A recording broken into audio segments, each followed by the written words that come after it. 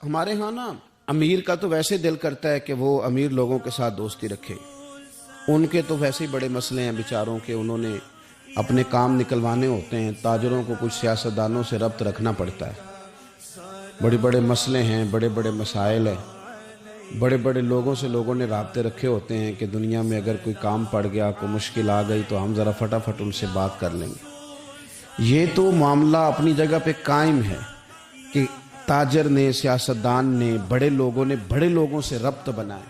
لیکن اب کمزوری اس طرح کی آتی جا رہی ہے کہ غریب بھی غریب سے دوستی نہیں کرتا. غریب بھی ڈھونڈتا پھرتا ہے کہ کوئی امیر آدمی ملے، کوئی تگڑا آدمی ملے. وہ بھی منت کر کے فوٹو کھچوائے گا تو کھچوائے گا کسی رئیس کے ساتھ. غریب بھی پسند نہیں کرتے کہ ہم غرباء کے ساتھ پیار کریں.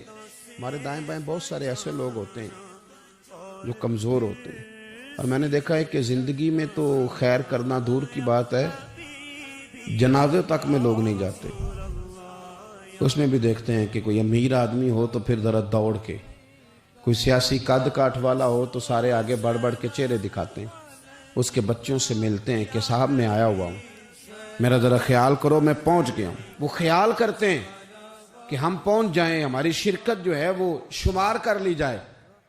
تو میرے عزیز، اکثریت ہم نے یہ دیکھا ہے کہ غریب کی تو نماز جنازہ کا مسئلہ آ جائے نا، غریب کی جو کہ سادہ آدمی ہے، کوئی سیاسی سماجی کاٹ نہیں، تو جنازے تک لوگ خیال نہیں کرتے. حالانکہ میرے نبی پاک علیہ السلام نے تو فرمایا جنازہ ایک مسلمان کا دوسرے مسلمان پر حق ہے. اس میں کوئی آپ کا سماجی رابطہ ہونا ضروری نہیں، کوئی سیاسی قد کاٹ ہونا ضروری نہیں. یہ تو ایک مسلمان کا دوسرے مسلمان پر حق ہے، اور حق اچھے طریقے سے ادا کرنے کی کوشش کرنا چاہیے. حدیث پاک سنی، حضرت ابو امامہ بن سہل بن حنیف رضی اللہ تعالیٰ عنہ حدیث کے راوی ہیں. اس حدیث کو امام نسائی رحمۃ اللہ تعالیٰ علیہ نے نقل کیا ہے.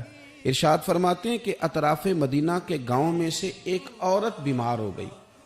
مدینہ کے ارد گرد گاؤں تھے، ان میں سے ایک عورت بیمار ہو گئی. بڑی مفلس تھی، غریب عورت تھی. نبی پاک صلی اللہ علیہ وسلم نا اکثر اس کے بارے میں دریافت کرتے کہ بتاؤ اس بوڑھی اماں کا کیا حال ہے. ہمارے ہاں بھی خبریں آتی ہیں اخباروں میں، پوچھا جاتا ہے، لیکن کب؟ جب کسی بڑے آدمی کو کھانسی بھی لگ جائے، فلاں صاحب کو زکام ہو گیا اور ان کو فوری طور پر فلاں جگہ منتقل کر دیا گیا اور سیاسی اور سماجی سرگرمیاں انہوں نے معطل کر دی، تو یہ خبر سب جگہ بریک ہوتی. اس کو فوری طور پر آگے بڑھانے کی کوشش کی جاتی.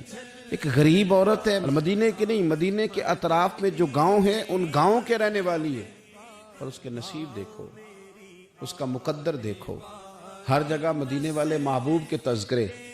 وہ کتنی نصیبوں والی عورت ہے جس کے بارے میں حضور کئی دفعہ پوچھتے کہ اس بیمار کا حال بتاؤ. بظاہر اس کا کوئی سیاسی، سماجی، مالی قد کاٹ نہیں، لیکن یوں لگتا ہے کہ اس کا قد حضور کی تیمارداری کی برکت سے، جب نبی پاک نے اس کا پوچھا ہوگا تو یوں لگتا ہے اس کا قد آسمانوں کے برابر چلا ہو گیا، آسمانوں کے برابر چلا گیا ہوگا.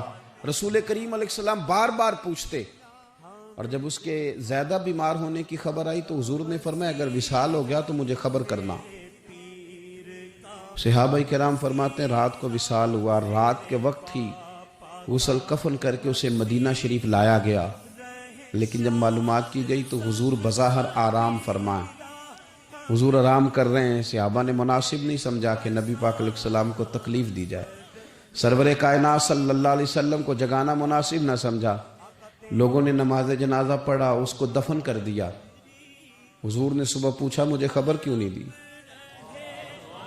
بڑے جنازے ہو کے گزر گئے، بڑے لوگ تھے جو چلے گئے، لیکن یہ کتنی نصیبوں والی ہے کہ حضور نے فرمایا مجھے بتایا کیوں نہیں؟ اب مجھے بتاؤ. او یارو ذرا غور کرنا، ساری دنیا گنبد خضرا پر، ساری دنیا حضور کی بارگاہ میں سلامی دینے، اور میرے نبی کریم صلی اللہ علیہ وسلم نے کیا فرمایا؟ فرمایا مجھے بتاتے نہیں اس کی قبر کہاں ہے. یعنی حضور قبر کا پتہ پوچھے.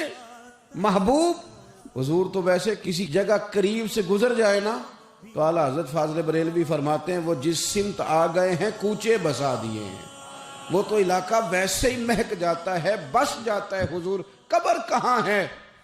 اس کا کوئی سیاسی قد کاٹ ہے یہ کوئی بہت بڑے قبیلے کی ہے؟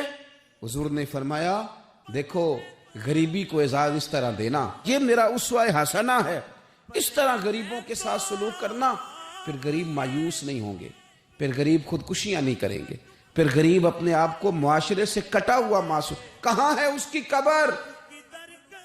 یا رسول اللہ اس قبرستان میں یہ قبر ہے، یہ میرے نبی پاک کا اعزاز ہے، یہ حضور کا اعزاز ہے۔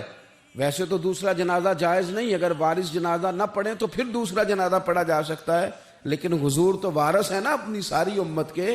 تو نبی پاک قبر پہ کھڑے ہوئے، فرمایا بناؤ صفے، میں دوبارہ جنازہ پڑھانا چاہتا ہوں۔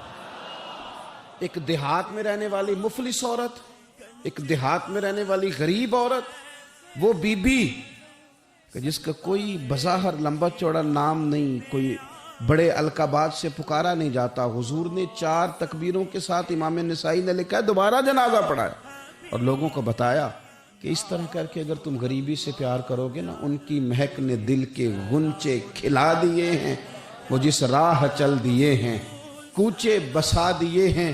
اور کیا خوبصورت انداز ہے فاضل بریلوی کا، کہنے لگے کہ میں مجرم ہوں آقا مجھے ساتھ لے لو، کہ رستے میں ہیں جا بجا تھانے والے۔ حضور آپ مہربانی کریں ایک دفعہ تشریف لائیں، میرا بازو پکڑ کے مجھے گزار دیں۔